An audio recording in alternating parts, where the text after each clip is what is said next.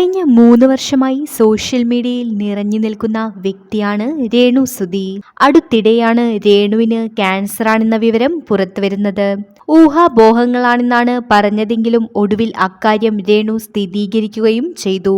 തനിക്ക് ക്യാൻസറാണെന്ന് സ്ഥിരീകരിച്ചുവെന്നും 3ാം ഘട്ടത്തിലാണ് ഇപ്പോൾ രോഗമെന്നുമാണ് രേണു വെളിപ്പെടുത്തിയത്.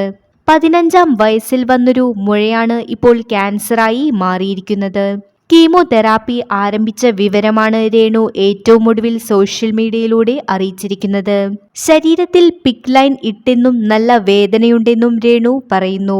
മാത്രമല്ല, മുഖത്തൊക്കെ പാടുകൾ വന്നു തുടങ്ങി, ശരീരത്തിലും ഉണ്ട്, ഭയങ്കര വേദനയും ഉണ്ട്. വേദനയുമായി കിടക്കുമ്പോൾ താനൊരു പാട്ടുപാടി ആശ്വസിക്കാറുണ്ടെന്നും രേണു വീഡിയോയിൽ പറയുന്നു. മാത്രമല്ല, ആ പാട്ട് രേണു പാടുകയും ചെയ്യുന്നുണ്ട്. പാടിയതിന് ശേഷം തനിക്ക് വേണ്ടി പ്രാർത്ഥിക്കണമെന്നും രേണു പറയുന്നു.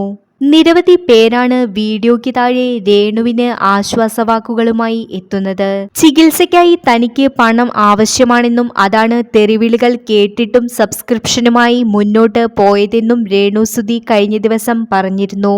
അതുകൊണ്ടാണ് തനിക്ക് കിട്ടുന്ന വരുമാനം സബ്സ്ക്രിപ്ഷനായാലും യൂട്യൂബായാലും മുന്നോട്ട് കൊണ്ടുപോകാൻ താൻ ആഗ്രഹിക്കുന്നത് എന്നായിരുന്നു രേണു സുധിയുടെ വാക്കുകൾ.